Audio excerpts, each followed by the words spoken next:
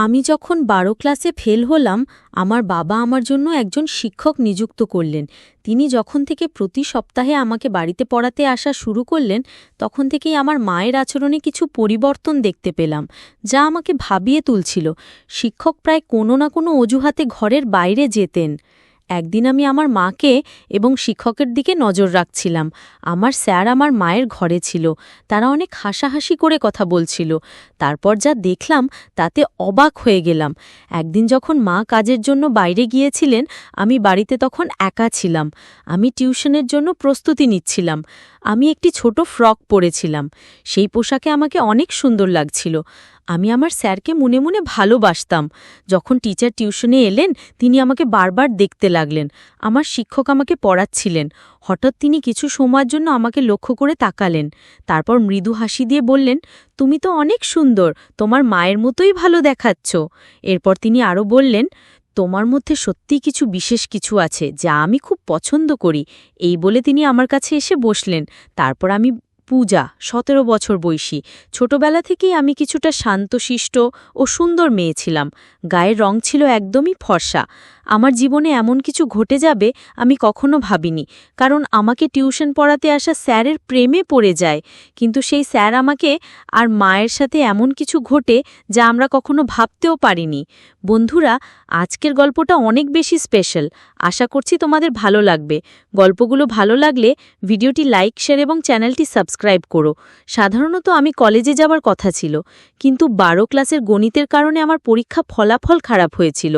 অঙ্কে আমার অনেক দুর্বলতা ছিল, আর তাই আমি সেই বিষয়ে ভালো করতে পারিনি। বাবা কখনো আমার জন্য টাকা দিয়ে সাহায্য করেননি। তার কথা ছিল, তুমি নিজেই পরিশ্রম করো, তবেই তুমি কিছু অর্জন করতে পারবে।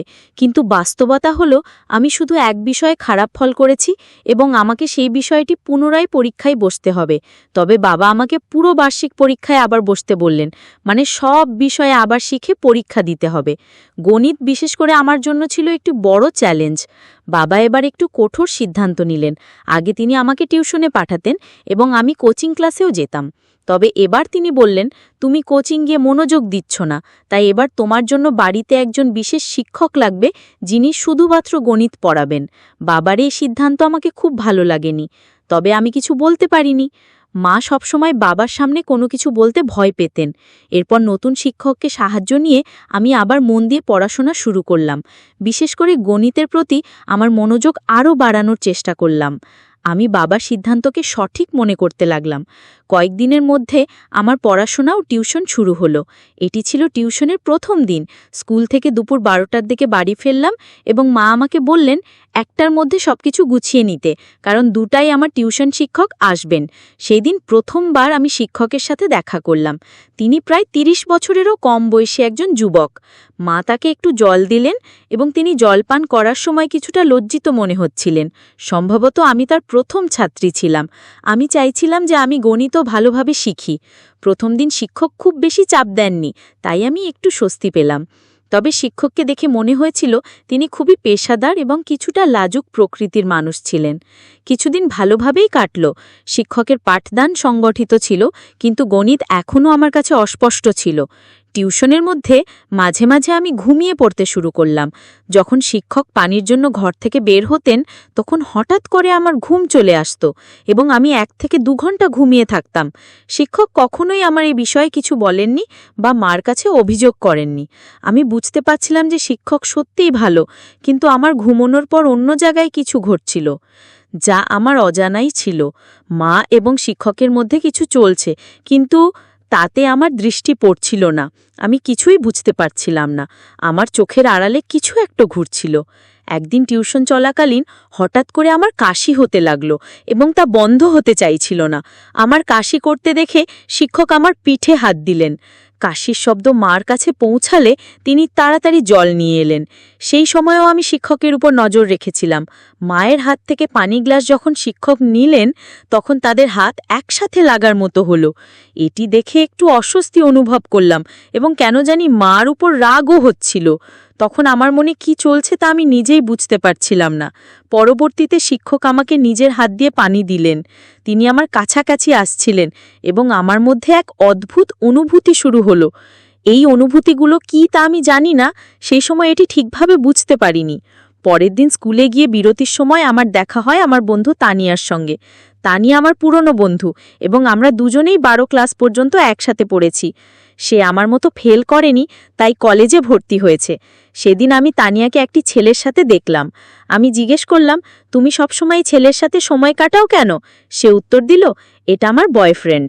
তার উত্তর শুনে আমি তাকে বোঝাতে লাগলাম, তানিয়া, এত কম বয়সে এসব তোমার জন্য ঠিক নয়, প্রেমের জন্য হয়তো এখনো সময় রয়েছে। তখন তানিয়া হেসে বলল, পূজা, কলেজ লাইফ তো এসব করার জন্যই। কলেজে যাওয়া মানেই এরকম কিছু।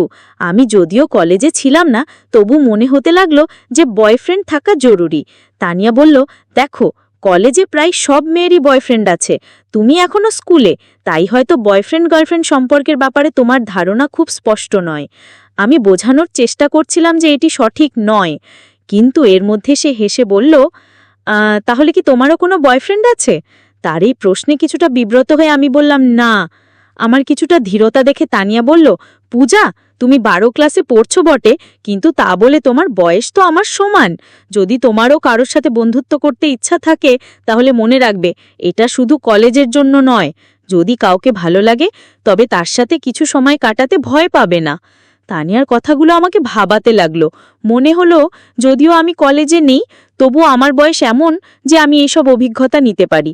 সে তখন বলল, যদি তোমার কারো সাথে বন্ধুত্ব করতে হয়, তাহলে আমি তোমাকে আমার বয়ফ্রেন্ডের এক বন্ধুর সাথে পরিচয় করিয়ে দিতে পারি। আমি সঙ্গে সঙ্গে জানিয়ে দিলাম, না, আমি সেই জন্য প্রস্তুত নই, কারণ আমার বয়সী ছেলেদের প্রতি আমার বিশেষ আগ্রহ ছিল না। গত কিছুদিন ধরে আমার নজর কেবল আমার টিউশন টিচারের প্রতি ছিল। কখনো কখনো অনিচ্ছাকৃতভাবে টিচারের হাত আমাকে স্পর্শ করলে এক ধরনের অনুভূতি আমার মনে জেগে উঠত। তানিয়ার সাথে কথা বলে আমি বুঝতে পারলাম, যখন কাউকে ভালোবাসা হয় তখন এই ধরনের অনুভূতি হতে পারে। এখন আমি বুঝতে পারলাম যে আমার টিউশন টিচার আমাকে ভালো লাগছে, আর তাদের বয়সের বিষয়টি আমার কাছে অপ্রধান হয়ে পড়ল। আমি সিদ্ধান্ত নিয়েছিলাম, শীঘ্রই আমি আমার অনুভূতি আমার টিচারের সাথে শেয়ার করব। আমি নিশ্চিত ছিলাম সে আমার প্রস্তাব নাকচ করবেন না, কারণ আমার সৌন্দর্য বিশেষভাবে আকর্ষণীয়। সেই দিন যখন আমি স্কুল থেকে বাড়ি ফিরলাম, মার কিছু বলার আগেই আমি টিউশনের জন্য প্রস্তুত হয়ে গেলাম। আমাকে তাড়াতাড়ি প্রস্তুত দেখে মা আমাকে প্রশংসা করে বললেন, আজ তো তুমি দারুণ প্রস্তুতি নিয়ে এসেছো। মা জানতেন না আমি কেন এত তাড়াহুড়ো করেছিলাম। কিছুক্ষণ পরে টিচার যখন আমার বাড়িতে এলেন, আমি শুধু তার দিকে তাকিয়েছিলাম। যখন টিচার আমাকে পড়াচ্ছিলেন, তখন আমার মন পড়ার দিকে ছিল না, বরং আমি তার দিকে মনোযোগী ছিলাম। হঠাৎ তার দৃষ্টি আমার দিকে পড়লে আমি তৎক্ষণাৎ অন্য দিকে তাকিয়ে গেলাম। টিচার বললেন, আমি একটু পানি পান করতে যাচ্ছি, তুমিই প্রশ্নটা সমাধান করো। আমি মাথা নেড়ে সম্মতি জানালাম, কিন্তু আমার মন পড়ার উপর ছিল না, বরং আমার ক্রাশের দিকে। আমি তাকে মনে মনে ভালোবাসতে শুরু করছিলাম, কিন্তু আমি জানি না এই কথাটা তাকে কিভাবে জানাবো। কিছু সময় পর আমি আবার বিশ্রাম নিতে যাচ্ছিলাম। আমি খুব ঘুম পাচ্ছিল, কিন্তু নিজেকে জাগিয়ে রাখলাম। অনেক সময় পার হয়ে গেল এবং টিচার ফিরে আসলেন না। তাকে ডাকতে বাইরে গেলে দেখলাম সে হলরুমে মার সাথে বসে আছেন। আমার টিচার মায়ের কাঁধে হাত রেখে গল্প করছিলেন, যা আমার কাছে একটু অদ্ভুত লাগলো। আমাকে দেখেই সে মার থেকে কিছুটা দূরে সরে গিয়ে বললেন, আমার একটু অলস লাগছে, তাই আমি তোমার মাকে বলেছিলাম আমার জন্য চা বানাতে। আমি মাথা নেড়ে কিছু বললাম না। মা বললেন, ঠিক আছে, আমি চা বানিয়ে নিয়ে আসছি। এই সময় তুমি পূজার টিউশন চালিয়ে যাও, আমি চা তোমার ঘরে নিয়ে আসব। টিচার আমার সাথে ফিরে ঘরে এলে আমি তার পাশে বসে কিছু গণিতের প্রশ্ন জিজ্ঞেস করতে লাগলাম। আসলে আমি কিছুই বুঝছিলাম না, কিন্তু ইচ্ছেকৃতভাবে বারবার তার কাছে প্রশ্ন করছিলাম। পড়ানোর সময় টিচার আমাকে একটি সংখ্যা লিখতে বললে আমি ভুল বুঝে সেই সংখ্যা উল্টো লিখে ফেললাম। টিচার ভাবলেন আমি ভালো করে লিখতে পারছি না, তাই তারা আমার হাত ধরলেন এবং আমাকে সঠিকভাবে লেখা শেখানোর চেষ্টা করলেন। সেই যখন আমার হাত ধরেছিল এবং লেখার পদ্ধতি বুঝাচ্ছিলেন, তখন আমার মনে এক অদ্ভুত খুশির অনুভূতি হচ্ছিল। আমার প্রিয় ব্যক্তি আমার খুব কাছে ছিলেন এবং আমি তার দিকে হাসি মুখে তাকিয়েছিলাম। তখনই মা চা নিয়ে ঘরে এলো। মা দেখা মাত্রই টিচার আমার থেকে কিছুটা দূরে সরে গেলেন, যেন মা তাকে শাসন করার জন্য এগিয়ে আসছেন। আমি মা এবং টিচারের সম্পর্কের দিকে বেশি লক্ষ্য করছিলাম না। আমার মন ছিল একমাত্র টিচারের দিকে। ভাবছিলাম কিভাবে তাকে আরও বেশি আকৃষ্ট করতে পারব, কিভাবে আমি তাকে আমার মনের কথা বলতে পারব। পরের দিন টিউশনের মাঝে টিচার আবার পানি খাবার জন্য বেরিয়ে গেলেন। অনেক সময় হয়ে গেছে, কিন্তু টিচার ফিরে আসছিলেন না। তাকে খুঁজতে আমি ঘর থেকে বেরিয়ে গেলাম। সেই দিন তারা হোলরুমে নেই। মনে মনে ভাবতে লাগলাম তারা আবার কথায় গেল। আমি মায়ের ঘর থেকে কথাবার্তার শব্দ শুনতে পেলাম। আমি ধীরে ধীরে মায়ের ঘরের কাছে গেলাম এবং দেখলাম দরজা একটু খোলা। দেখলাম টিচার মায়ের সঙ্গে সেখানে বসে আছেন এবং তারা একে অপরের খুব কাছে। টিচারের একটি হাত মার কাঁধে ছিল। এই দৃশ্য দেখে আমি অত্যন্ত হতবাক হলাম, কারণ আমি দেখলাম আমার মা আমার পছন্দের ব্যক্তির সাথে সময় কাটাচ্ছেন। সেই মুহূর্তে আমার মন ভরে গেল রাগে। আমি দ্রুত কিচেন থেকে একটি কাঁচের গ্লাসের জল নিয়ে এসে মায়ের ঘরের সামনে গ্লাসটি জোরে ফেলে দিলাম। ওই শব্দে তারা দুজনেই তৎক্ষণাৎ বাইরে এসে পড়লেন। মাকে দেখার পর আমি বললাম, বিপত্তি হয়ে গেছে, গ্লাসটি হাত থেকে পিছলে গেছে। কিন্তু টিচার উল্টো প্রশ্ন করে বললেন, তুমি এখানে কি করছো? আমি সোজাসুজি তাদের দিকে তাকালাম এবং টিচার আমাকে বললেন, তোমার মায়ের মোবাইলের সমস্যা দেখা দিয়েছিল, তাই তোমার মা আমাকে এখানে ডেকেছিলেন। তার ভয়ে ভয়ে কথা বলার ধরন যা বুঝিয়ে দিল যে তাদের মধ্যে এক বিশেষ সম্পর্ক ছিল, যা আমার কাছ থেকে আমার মা আর আমার স্যার লুকাতে চাচ্ছে। কিন্তু আমি তো মার মেয়ে এবং আমি জানতাম যে আমি আমার মায়ের থেকে বেশি তরুণ ছিলাম। টিচার অবশ্যই আমার প্রতি আকৃষ্ট হতে বাধ্য ছিল। এখন আমার পরিকল্পনা ছিল কিভাবে টিচারকে আকর্ষণ করব। সেই দিন কিছু করতে পারলাম না, কারণ টিউশনের সময় শেষ হয়ে গেল। কিন্তু আগামী দিনে আমি নিশ্চয়ই কিছু করার চেষ্টা করব। একদিন যখন আমি টিউশনের জন্য প্রস্তুতি নিচ্ছিলাম, আমি একটি ছোট ফ্রক পরেছিলাম। সেই পোশাকে আমাকে অনেক সুন্দর লাগছিল, আর আমি একটু হালকা করে সেজেছিলাম। যখন টিচার টিউশনে এলেন, তিনি আমাকে বারবার দেখতে লাগলেন। পড়াশোনা শুরু হলে কথার মধ্যে আমি তার হাত আমার পায়ের কাছে রাখলাম। এরপর বেশ কিছু সময় ধরে টিচার তার হাত আমার পায়ের কাছ থেকে সরালেন না। এতে বুঝতে পারছিলাম যে তিনি ক্রমশ আমার প্রতি আকৃষ্ট হচ্ছেন। সেই দিন সময় কেটে গেল, কিন্তু প্রতিদিনের মতো টিচার পানি খেতে বা অন্য কোনো কারণে ঘর থেকে বেরিয়ে যাননি। বরং তিনি আমাকে হাত ধরে পড়াতে লাগলেন এবং মাঝে মধ্যে আমার দিকে তাকাচ্ছিলেন। এটি আমার কাছে খুব ভালো লাগছিল। হঠাৎ করে মা এসে যান। যখন তিনি দেখলেন টিচার আমার হাত ধরে পড়াচ্ছেন, তার চোখ বড় হয়ে গেল। মা চায়ের প্রসঙ্গে টিচারকে সেই ঘর থেকে বাইরে নিয়ে গেলেন। আমি স্বভাবতই টিচারের পেছনে চলে গেলাম।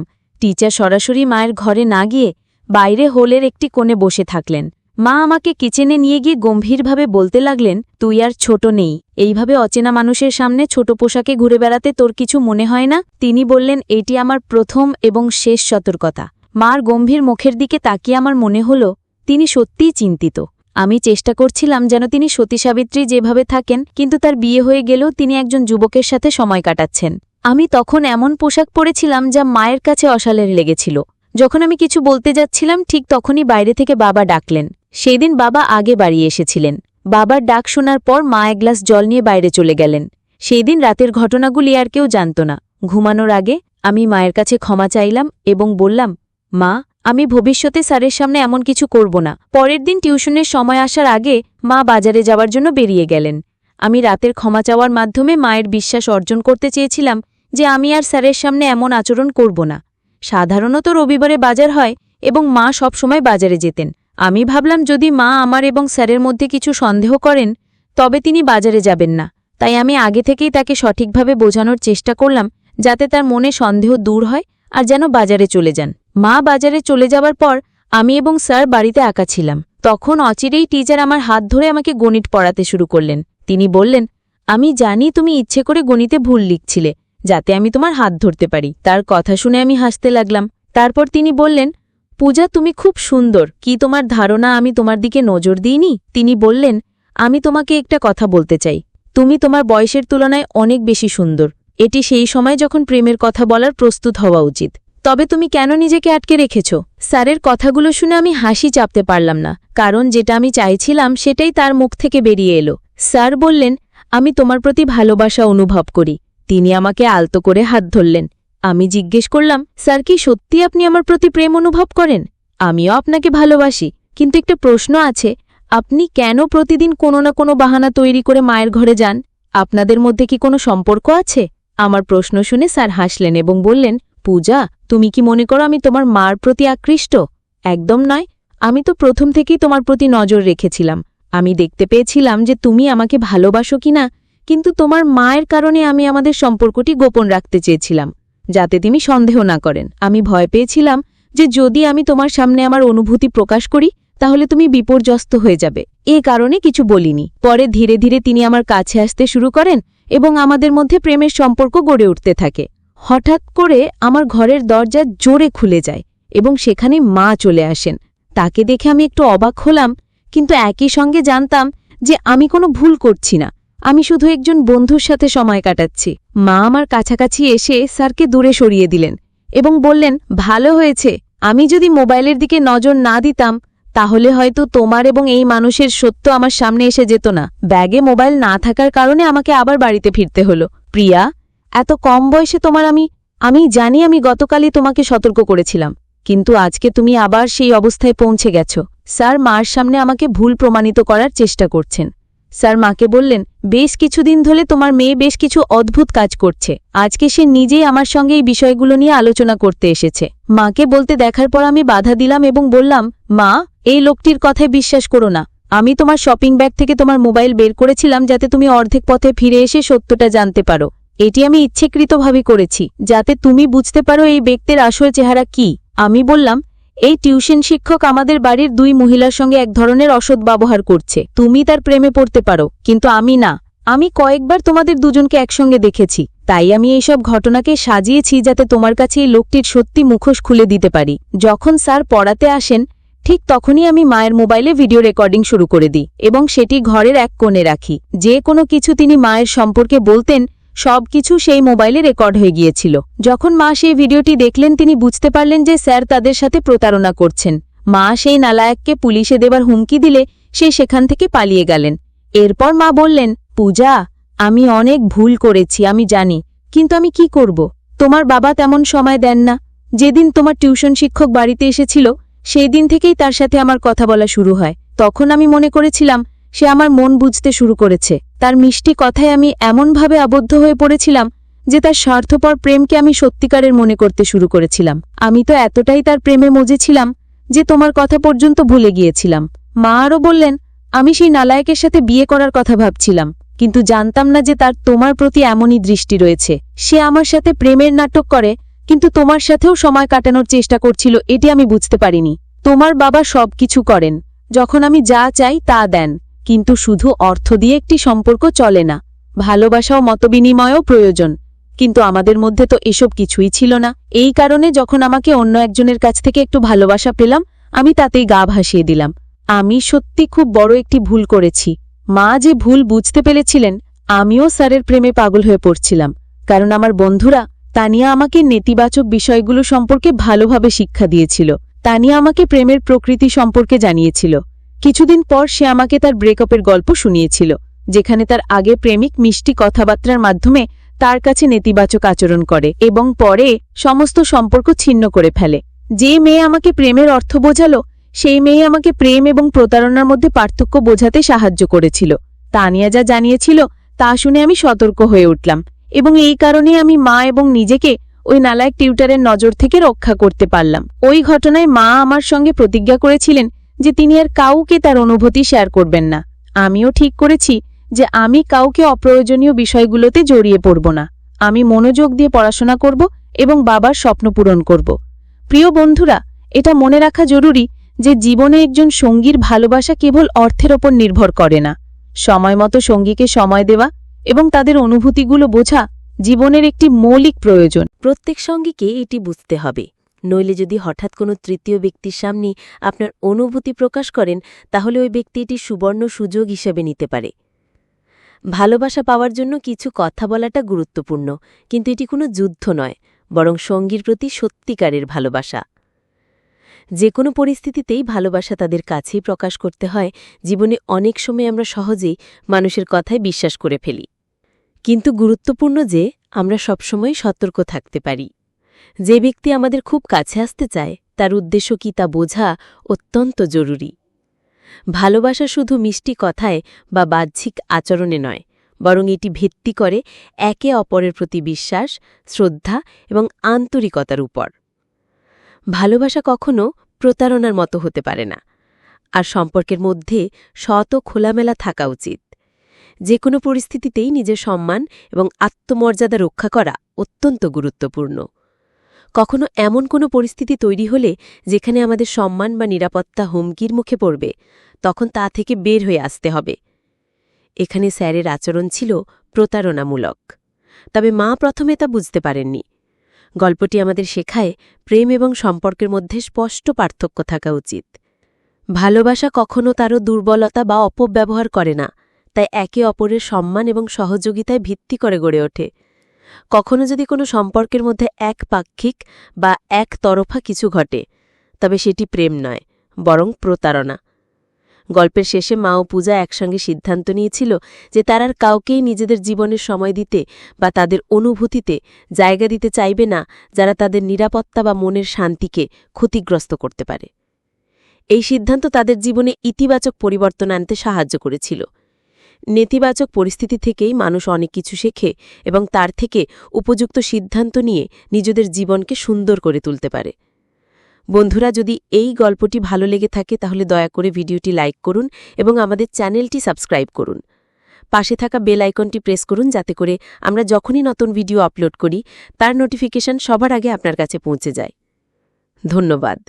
দেখা হবে আমাদের পরবর্তী ভিডিওতে।